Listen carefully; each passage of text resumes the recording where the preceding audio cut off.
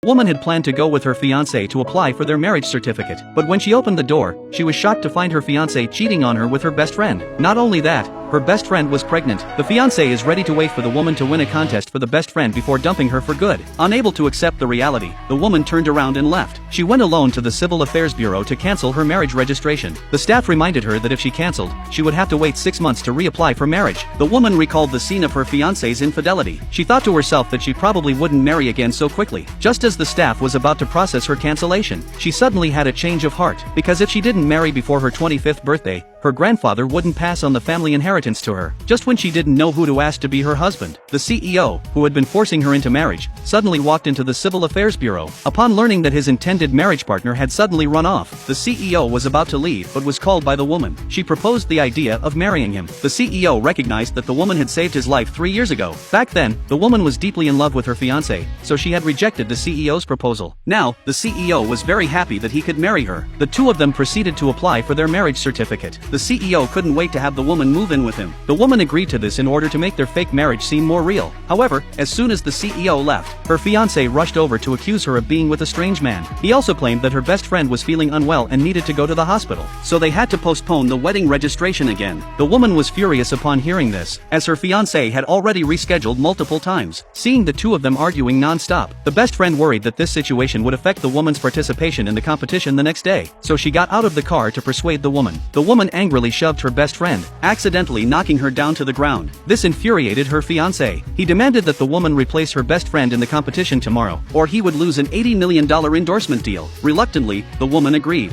They thought she had compromised, but they didn't know she planned to publicly expose the truth the next day. When she got home, the woman decided to pack up and move to the CEO's house, only to discover that the apartment she had fully purchased in her name was actually registered under her best friend's name. At that moment, she finally believed what her grandfather had warned her, realizing that her fiancé was a scumbag. Not only had he deceived her emotionally, but he had also taken her house. Fortunately, she hadn't revealed that she was the granddaughter of a wealthy family. While she was fuming, the CEO called her. Noticing that she seemed upset, he immediately canceled his work and went to pick her up. The woman had originally planned to have a fake marriage with the CEO, but upon learning that he had liked her for 3 years, and thinking about how much of a scumbag her fiancé was, she accepted the CEO as her real husband. That's how the two of them ended up sleeping together. The next day, her scumbag fiancé called, urging her to replace her best friend in the competition. The CEO had planned to accompany the woman, but the woman didn't want to publicly reveal their relationship yet. The CEO didn't ask why she was going to the entertainment company, but when the woman got out of the car, he remembered that the entertainment company was also part of his group's business, so he decided to hold a video conference from the company's office. In reality, he was prepared to support the woman at any moment. When the woman entered the makeup room, she was threatened by her best friend, since the woman was a contracted artist with the entertainment company. If she didn't participate in the competition, her fiancé would lose $80 million. Her best friend thought the woman had agreed to participate out of threat, unaware that the woman's goal was to ruin her reputation. The woman, wearing a custom-made dress worth millions of dollars, and holding a bouquet of greenery, was praised by the director. The director immediately had his assistant bring the endorsement contract for the woman to sign, but the woman took off her mask in front of everyone, and told them that she was the one her fiancé arranged to replace her best friend in the competition.